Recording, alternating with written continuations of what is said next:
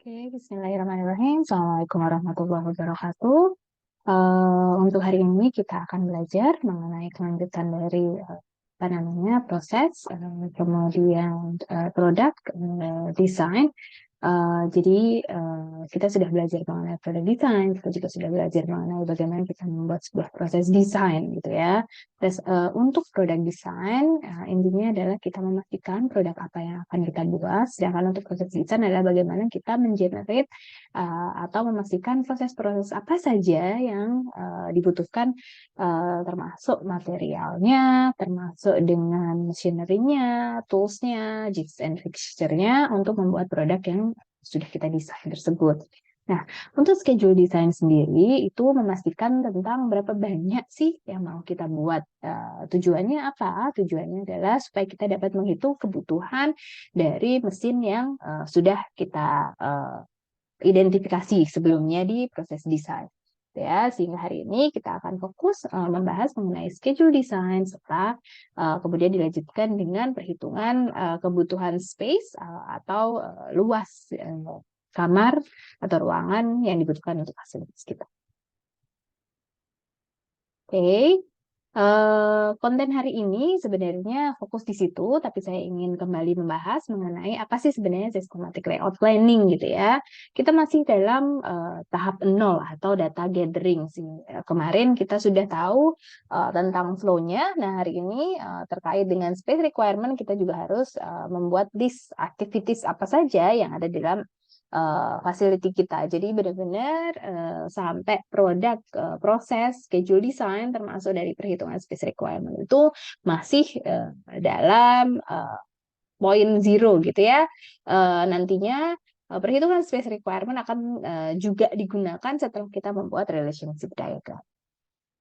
Gitu ya.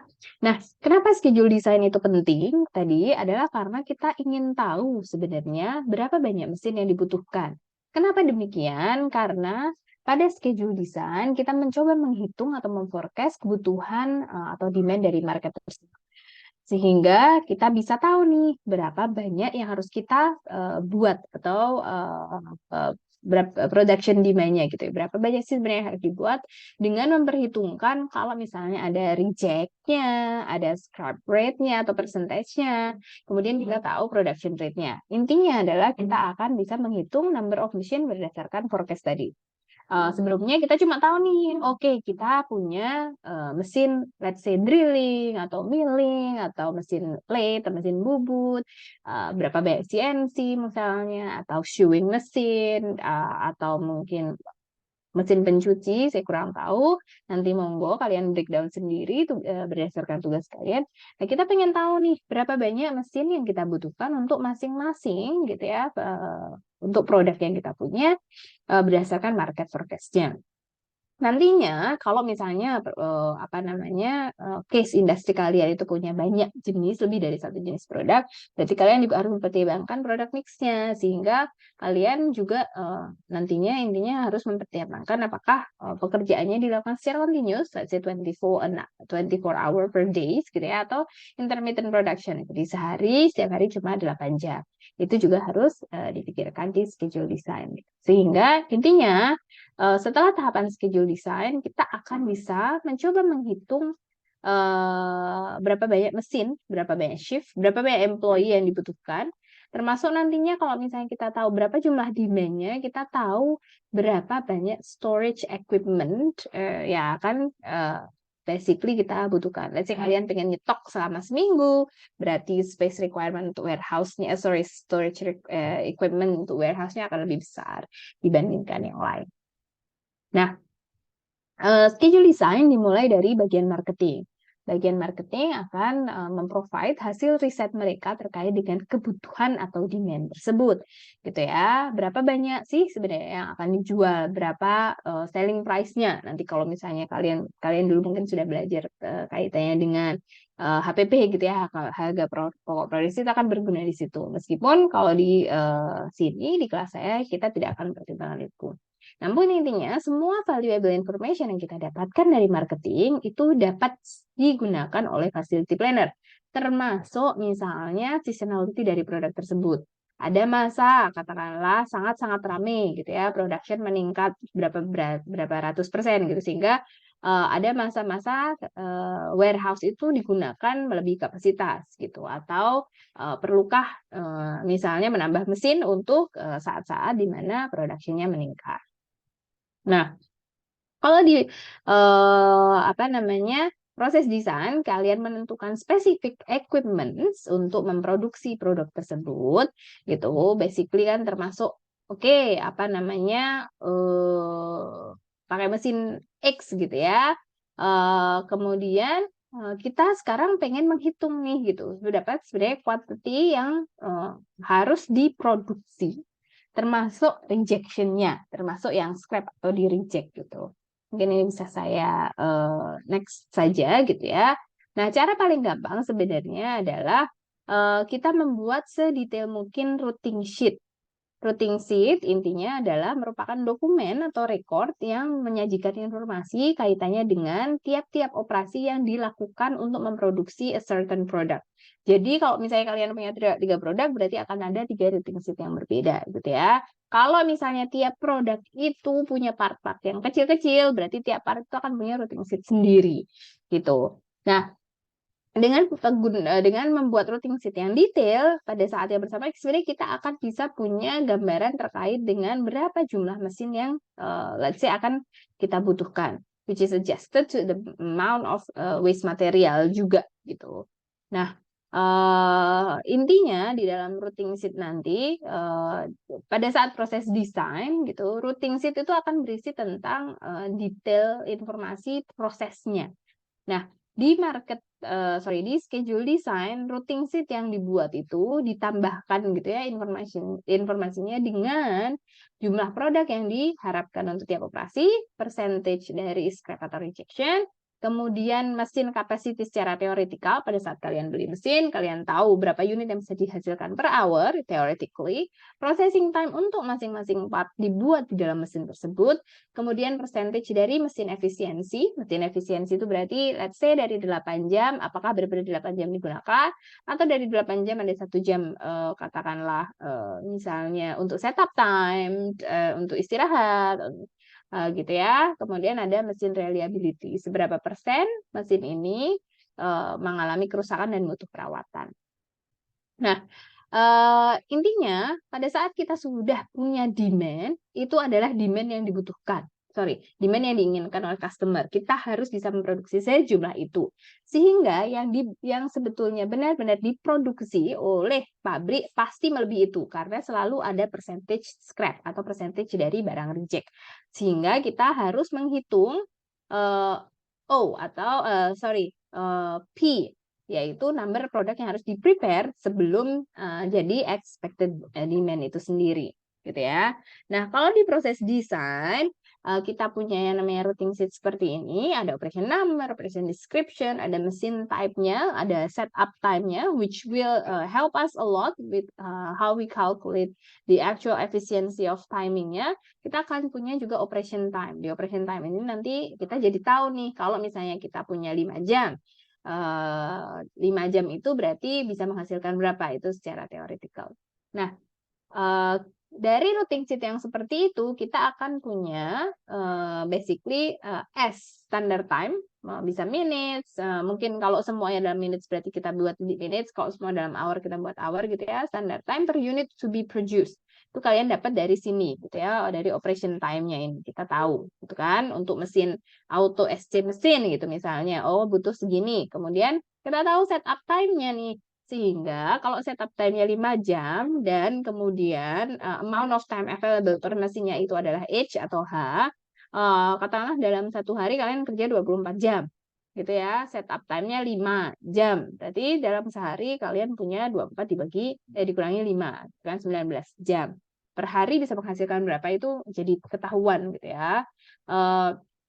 Kalau misalnya dari atas kita menghitungnya per shift, ya berarti amount available-nya per shift-nya gitu. Kalau misalnya kalian menghitungnya adalah per day dalam satu hari itu 24 jam itu juga nggak masalah. Yang penting penghitungan number of theoretical machine ini itu unitnya sama. Jadi kalau misalnya timingnya dalam menit, satu dalam menit, berarti semuanya harus dalam menit. Gitu ya. Kalau misalnya apa namanya number of theoretical machine per unitnya gitu, F-nya itu per shift, ya berarti Q atau quantity to be produced-nya harus dihitung dalam shift. Available amount-nya of time atau hanya juga harus dalam per shift. Tapi kalau misalnya dalam 24 hour tidak ada masalah.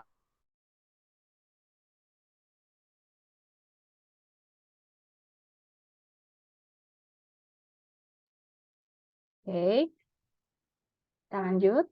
Nah, kalau misalnya nih kalian punya banyak equipment gitu ya yang harus apa namanya, sorry, banyak part yang harus dibuat untuk satu equipment yang sama, maka kita bisa melakukan perhitungannya secara agregat gitu ya, dengan rumus yang sama, tapi sum atau agregat dari I, index I, which is the piece itself atau part itu, dan dikalikan masing-masing gitu ya, ditambahkan masing-masing gitu. Sehingga kita tahu nih, oh untuk masing-masing berapa, kemudian kita tambahkan. Nah, mesin efisiensi sendiri bisa dihitung berdasarkan actual time, working time-nya gitu ya. Nah, faktor ini gitu biasanya dikalkulasi apa namanya berdasarkan berapa banyak sih mesin hari itu bisa downtime per hari atau setup time-nya per hari itu berapa dibagi dengan working time-nya per hari, sehingga kita tahu berapa persen apa namanya efisiensinya. Jadi efisiensi berarti 1 minus tadi waktu yang hilang karena ada mesin downtime sama mesin set gitu. Nah, untuk equipment fraction sendiri tadi kan kita apa namanya fokusnya di sini gitu ya, efisiensi dari mesinnya itu kan let's say kita bisa menggunakan hanya ini, tapi kita juga bisa berdasarkan beberapa faktor yang lain gitu. Tadi kan number of shift itu bisa kita pakai pada saat kita menghitung number of theoretical mesinnya gitu. Bisa jadi pada saat kita menghitungnya berdasarkan shift juga nggak masalah. Artinya berarti kita mencari perhitungan berapa banyak yang akan kita buat per shiftnya gitu. Nah, berapa banyak mesin yang harus dibutuhkan untuk menghasilkan produk per shiftnya gitu ya. Kemudian setup time secara otomatis sudah kita hitung di efisiensinya. Nah, beberapa yang harus kemudian TPM atau total productive maintenance itu juga sudah kita hitung harusnya di sini, yaitu reliability factor of the machine gitu ya. Kapan sebenarnya dia harus stop untuk perawatan. Nah, degree of flexibility di sini, fraction-nya atau faktor ini sebenarnya apa namanya dibutuhkan untuk menghitung mesin pada saat kita pengen deliver produk atau punya industri yang sefleksibel mungkin.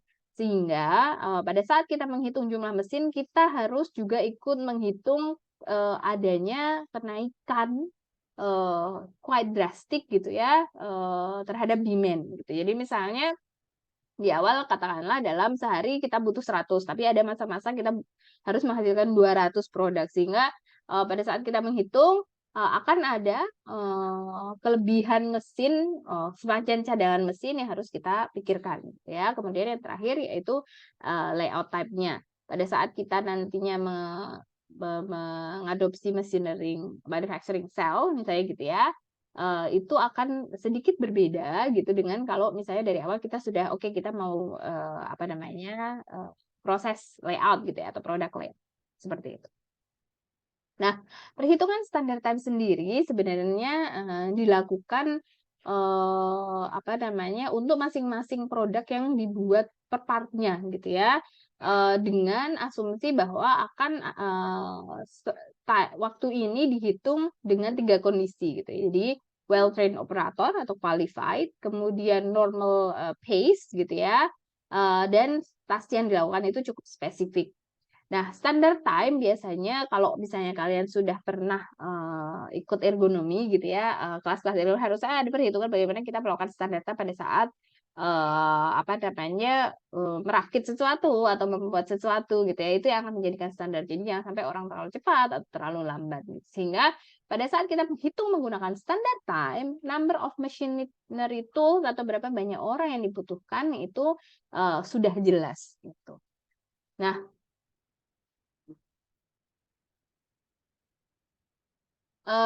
apa namanya, perhitungan mesin sendiri sebenarnya bisa juga dilakukan menggunakan perhitungan tak time atau plan time-nya. Jadi kalau kita sudah tahu berapa parts yang kita butuhkan, kemudian waktunya, waktu available per shift-nya, kemudian efisiensinya, let's say bahwa ada apa namanya, downtime, kemudian ada setup time 10% gitu ya. Kita akan punya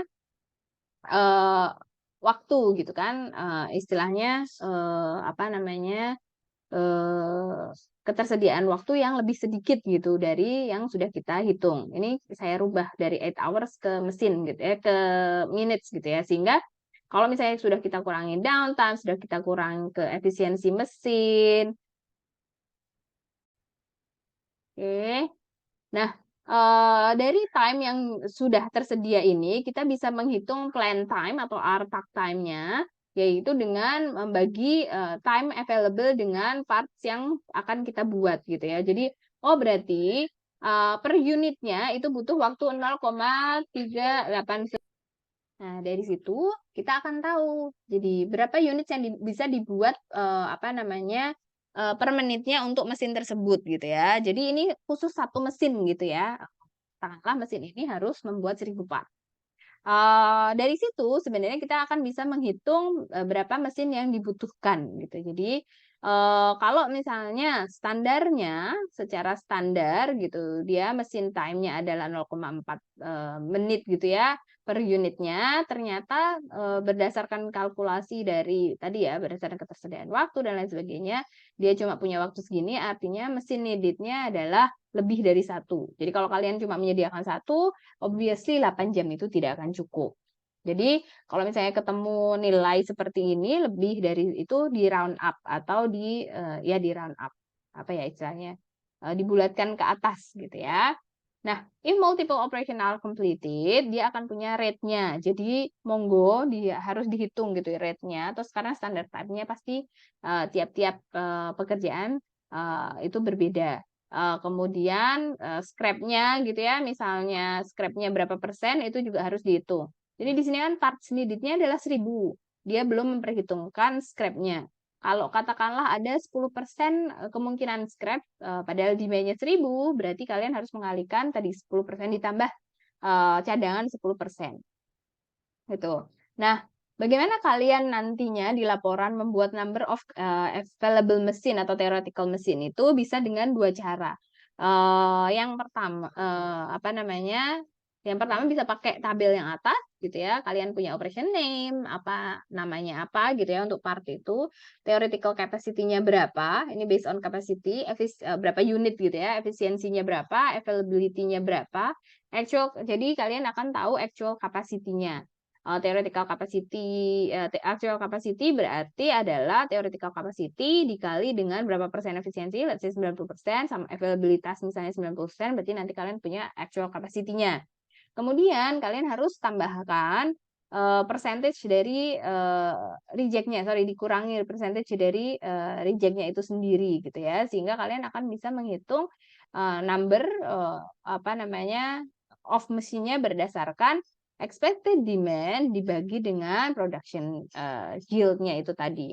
Atau kalian bisa pakai cara kedua, yaitu menggunakan takt R time. Takt R time ini sebenarnya berdasarkan ketersediaan waktu tadi ya. Jadi ada operation name, ada nama mesinnya, kemudian time availability-nya per shift bisa, per day bisa, efisiensi dari apa namanya ketersediaan waktunya seperti apa, reliabilitasnya seperti apa, sehingga kalian bisa tahu actual time availability-nya. Nanti kalian bandingkan dengan percentage reject-nya. Artinya percentage reject ini akan membuat perhitungan production yield-nya sedikit berbeda. Kalau demand estimation-nya 100, berarti production yield-nya akan 110 saat percentage reject-nya adalah 10%. Nah, dari situ kalian akan punya standard time dan kalian akan bisa menghitung apa namanya number of mesinnya itu sendiri gitu. Nah, Kalian juga kalau misalnya punya banyak produk gitu ya yang menggunakan sharing mesin, bisa menggunakan namanya MPPC atau Multi Product Process Chart, yang mana dia akan membantu membuat map untuk mendetermine atau memastikan jumlah mesin secara teoretikal di dalam production process, baik aktual maupun teoretikal. Karena kita jadi tahu nih kalau misalnya ada produk-produk, let's say kita punya 13 produk, kemudian kita tahu urutan penggunaan masing-masing mesinnya gitu ya. Kita akan tahu mana mesin-mesin yang mau tidak mau itu dikerjakan secara bersamaan gitu ya. Nggak bisa di schedule. Jadi kita bisa menghitung. Oke, misalnya di sini ya, mesin 1 berarti dipakai produk 6 dan 7 secara bersamaan gitu ya. Apa namanya? Kita bisa menghitung secara sangat kasar bahwa oke, mesin 1 butuh butuh 2 mesin untuk mengerjakan produk 6 dan produk 7 gitu. Nah, tapi kalau misalnya kalian mau mendetailkan, itu juga bisa gitu ya. Meskipun kita tidak akan membahas penjadwalan mesin di sini, tapi apa namanya itu nantinya akan penting pada saat kita benar-benar membuat fasilitas itu sendiri gitu. Nah, ini contohnya ya, misalnya katakanlah there is a simple job shop manufacturing system untuk kelas A products, di mana dia butuh 3 tipe mesin, mesin A, B, C. Nah, dia 3 produk ini sebenarnya punya 7 parts, apa namanya intinya in total, di mana dia punya time standard in unit per hour gitu. Jadi apa namanya tiap jamnya bisa menghasilkan berapa 2000 produk gitu ya. Kalau misalnya dalam sejam itu 5 menitnya sebenarnya adalah kemungkinan tidak produktif, kita bisa menghitung oke efisiensinya dari jumlah mesin itu sendiri sebenarnya adalah efisiensi dari mesin itu sendiri adalah sebenarnya cuma 55 menit, sehingga kita bisa menghitung apa namanya time per unitnya. Oke, kalau kita punya 2000 dibagi apa namanya 55 gitu ya, ya apa namanya 55 dibagi 2000, jadi kita cuma punya 55 menit, kemudian di mana kita harus menghasilkan 2000 produk gitu ya. Misalnya di contoh A ini,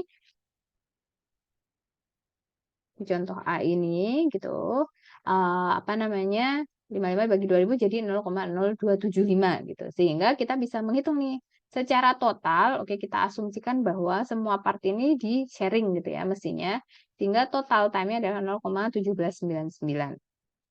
Nah, kita bisa menghitung quantity dari mesinnya berdasarkan standar time tersebut. Kalau misalnya kita butuh 12.000 part, berarti in total kita akan menghasilkan berapa nih gitu ya. Oke, jadi misalnya sebenarnya kita assume bahwa kita mengasumsikan kita membutuhkan membuat 12.000 part gitu ya untuk 12.000 produk, misalnya seperti itu. Kalau misalnya untuk satu produk butuh 2 part, ya berarti kan untuk tiap-tiap partnya menghitungnya jadi double gitu ya. Tapi let's say kita hitung dengan cara paling mudah dulu gitu ya. Kemudian tadi ya keterangan di sebelumnya adalah bahwa waktunya sebenarnya per jamnya itu hanya efektif 55 menit gitu ya. Artinya dalam 8 jam productive time-nya itu sebenarnya hanya 440 menit. Sehingga kita bisa menghitung nih gitu ya, berapa banyak mesin per yang dibutuhkan untuk masing-masing mesinnya gitu. Kalau misalnya apa namanya kita sudah menghitung tadi secara agregat tadi ya, kalau misalnya untuk masing-masing mesin itu tiap mesin gitu mengerjakan part-part yang banyak atau yang berbeda.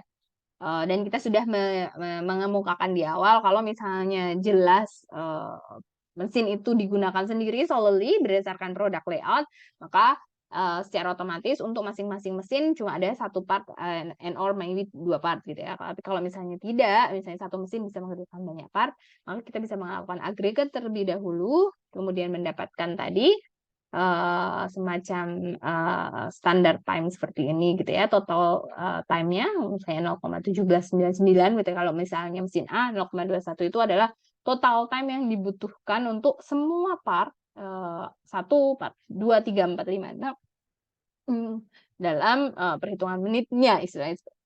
Sehingga kita bisa menghitung dengan 12.000, berarti demand-nya, dikalikan dengan tadi total time yang dibutuhkan untuk masing-masing part, dibagi dengan ketersediaan waktu. Sehingga mesin A butuh 5 unit, mesin B butuh 6 unit, dan mesin C butuh 5 unit. Tuh. Nah, contoh yang kedua, misalnya kita punya mesin 2 gitu ya. Mesin 2 itu digunakan untuk operasi 2 dan operasi 3. Operasi 2 itu let's say part 2 dan operasi 3 misalnya untuk membuat part 3. Kita sudah tahu berapa banyak yang harus kita produksi gitu ya dalam setahunnya. Tuh, bisa jadi kalau misalnya kalian datanya adalah per bulan ya per bulannya, monggo. Perhitungan mesin ini sebenarnya cukup fleksibel, tetapi yang pasti harus dipastikan adalah hanya perlu unitnya harus sama gitu aja ya. Jadi kalau misalnya piece per year, berarti nanti perhitungannya juga per year gitu ya, capacity-nya gitu dan lain sebagainya. Oke. Kita punya PI gitu ya, berapa banyak yang harus dibuat per year. Kita punya TI, standar time, waktu yang dibutuhkan untuk membuat satu piecesnya. Kita punya perhitungan PI dikali TI gitu ya. Jadi berapa banyak hours yang dibutuhkan per tahunnya. Dan kita punya capacity CI. Yang ada yang bisa dibuat per mesinnya. Sehingga kita kita juga punya data terkait dengan efisiensi dari mesin tersebut gitu ya, dan efisiensi dari reliabilitas dari mesin tersebut gitu. Nah, kita bisa menghitung CIR RI-nya sebanyak segitu sehingga kita akan bisa menghitung number mesin. Tadi perhitungan number mesin kalau berdasarkan rumus yang pertama adalah P dikali T dibagi CER gitu ya, sehingga kita bisa tahu bahwa untuk operasi pertama part 1 kita butuh 2,38, untuk operasi kedua kita punya 1,33, in total aggregate kita butuh 3,7 mesin, which is actually equal to 4 mesin gitu ya. Kalian juga bisa menghitung kalkulasi yang sama untuk semua mesin yang lain. Artinya apa? Artinya bahwa perhitungan jumlah mesin ini cukup fleksibel. Seperti yang saya bilang tadi, kalian bisa pakai talk time seperti ini, contohnya gitu ya, atau menggunakan demand base gitu ya, sehingga tadi number of machine-nya itu bisa dari ini yang atas yaitu berdasarkan demand atau yang bawah berdasarkan talk time-nya. Monggo mana yang lebih pas gitu ya. Nah, untuk menghitung operator sendiri sebenarnya kita bisa menggunakan yang namanya operator machine chart. Intinya tools ini membantu memperlihatkan aktivitas dari operator dan mesin di dalam timeline tersebut. Kita biasanya sebut juga sebagai multiple activity charts. Jadi biasanya kita mulai dengan membagi time-nya, waktunya itu menjadi beberapa scale gitu ya intinya. Kemudian kita akan punya kegiatan untuk masing-masing. Bagaimana operator melakukan apa, mesinnya melakukan apa. Gitu. Misalnya contohnya seperti ini. Untuk tiap operator diassign untuk specifically untuk satu mesin. Gitu. Nah, dari awal operator akan melakukan unload barang yang sudah dibuat untuk mesin gitu ya, dikeluarkan mesin satu dikeluarkan. Setelah itu mereka loading. Kemudian mereka inspect gitu ya, inspect and pack tadi yang sudah di-unload pada saat mesinnya running. Oke. Untuk running butuh 6 menit dari awal, dari di load, selesai loading sampai akhir.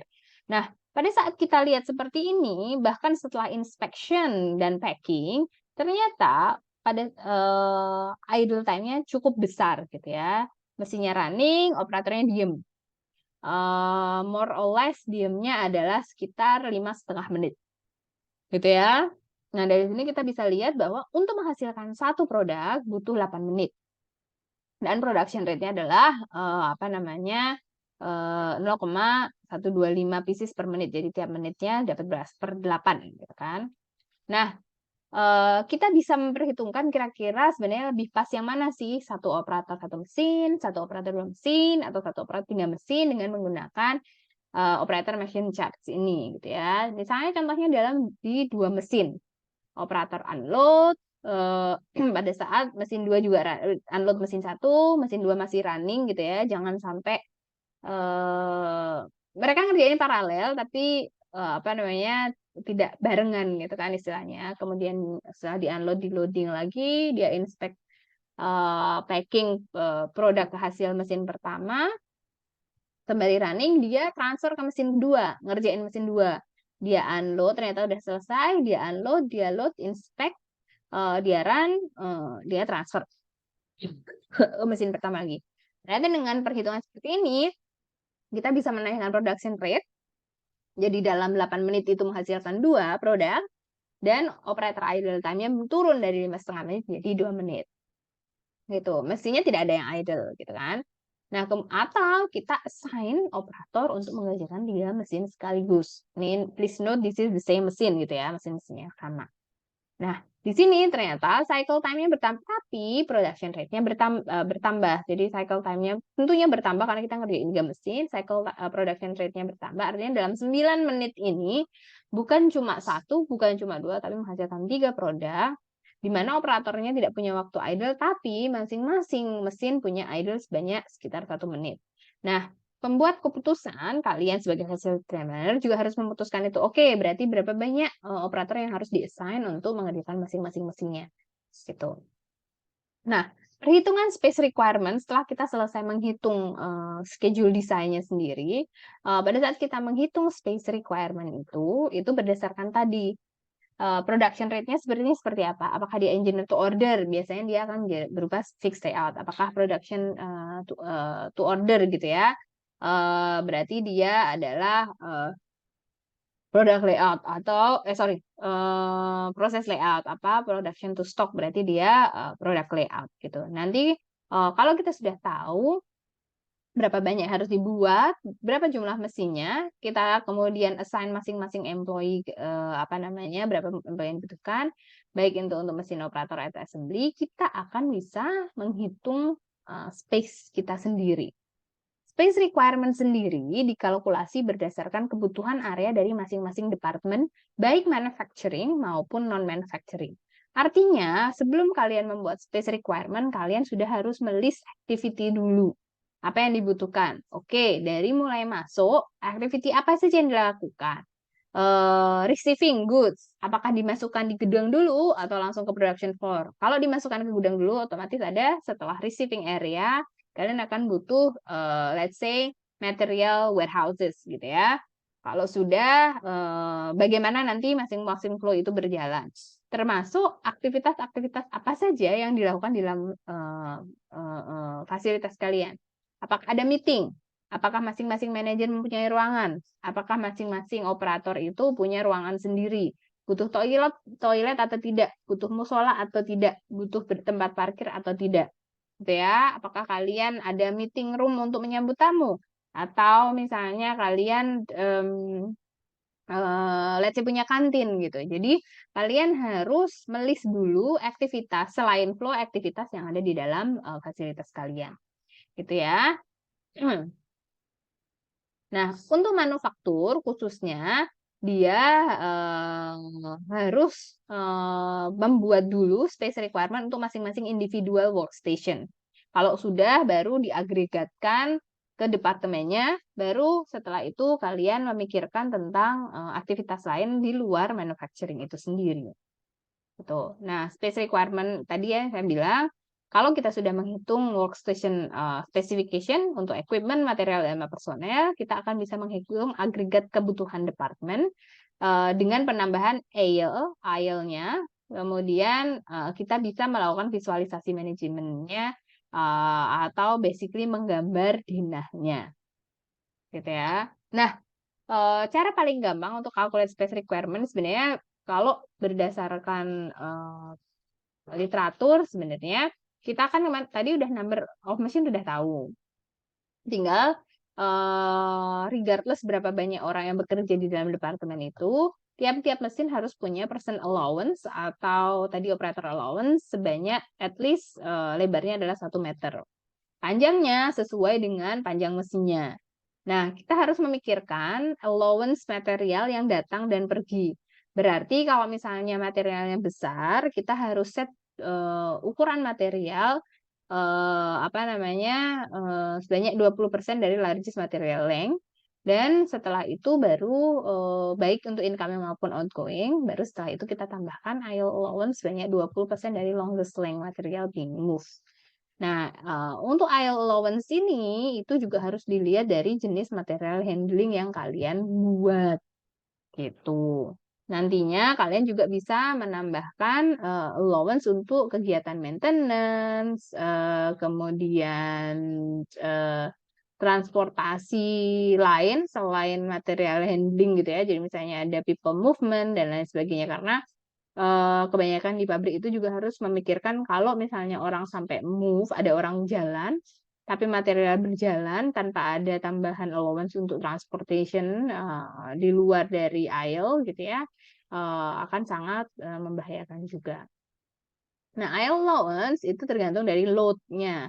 Ini dari bukunya Tomkins gitu ya. Jadi berapa banyak sih sebenarnya IELTS-nya dikasih percentage allowance gitu. Kalau misalnya load-nya 6 feet berarti dikasih percentage 5% ditambahi gitu kan. Kalau lebih besar berarti ditambahi buat apa? Buat movement. Karena apa? Karena semakin besar load berarti alat material handlingnya semakin besar. Butuh apa namanya? Manuver yang cukup lebar gitu ya istilahnya. Jadi aisle width-nya juga kalian pikirkan dari sini gitu ya, apakah butuh traktor. Ini sorry ini datanya di feet gitu ya karena orang Amerika, tapi bisa kalian translate jadi meter, bisa 3 ton forklift lah atau personel biasa atau manual itu monggo. Nah, nanti space requirement di dalam produksi itu dimulai dulu dari per personel. Nah, kalau saya gambarkan per personel kira-kira seperti ini gitu ya. Jadi kita punya machinery, kita punya space requirement dari max length plus 20% material. Jadi materialnya kan ada yang kecil, ada yang besar. Cari yang paling besar, tambah 20% allowance. Begitu juga dengan outgoing material. Width atau lebar operator itu 1 meter, panjangnya sepanjang incoming material, outgoing material plus machinery. Kalian bisa menambahkan kebutuhan untuk maintenance di sini, baru setelah itu ada case ini, yaitu untuk transportation atau aisle itu sendiri, gitu ya. Nah, data aisle bisa dicek di sini. Oke, jadi misalnya load-nya 6 feet, berarti 6 feet plus 5% dari 6 feet gitu kan, 6,3 feet, sekitar seperti itu gitu ya. Nah, setelah itu untuk masing-masing departemen produksi, kalian list mesinnya apa aja, number of mesinnya kemarin berapa, total mesin areanya berapa, kemudian materialnya berapa gitu ya, people-nya dapat berapa, transportation-nya berapa meter persegi, sehingga kalian tinggal jumlahkan nih materi total mesin plus material plus person plus urusan maintenance plus transport allowance, sehingga kalian bisa hitung total allowance area. Total allowance area ini adalah untuk per person. Jadi per mesin. Jadi kalau misalnya kalian punya 10 number of mesin ya dikalikan 10 total allowance area dikali 10 dapat deh total area. Gitu ya. Nah, itu untuk masing-masing produk departemen yang butuh mesin. Untuk other space requirement itu akan ada departemen-departemen yang membutuhkan additional ruang gitu ya, kebutuhan ruang yang lain seperti production service floor. Berarti untuk orang maintenance butuh alat-alat juga.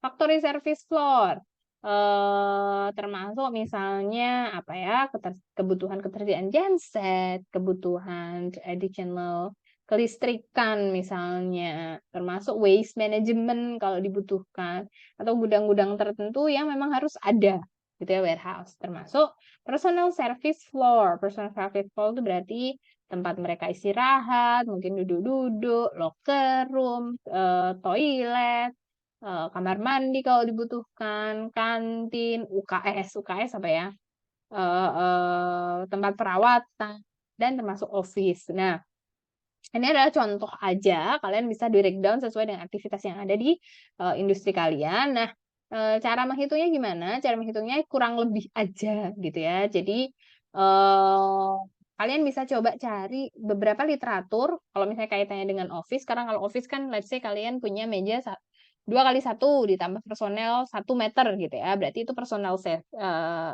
space-nya. Karena kalian punya 10 orang, berarti 10 kali tadi ya 2 kali 2 itu sorry. Ya 2 kali 2 misalnya gitu. Berarti minimal 40 meter persegi ditambah allowance-nya gitu kan. Allowance-nya berapa nih? 40-50%. Allowance di sini dipakai buat movement, mungkin ada barang lewat, mungkin ada orang ngobrol bareng, sehingga tetap butuh allowance gitu. Sehingga kita nanti apa namanya bisa menghitung total area untuk masing-masing space requirement di luar production floor.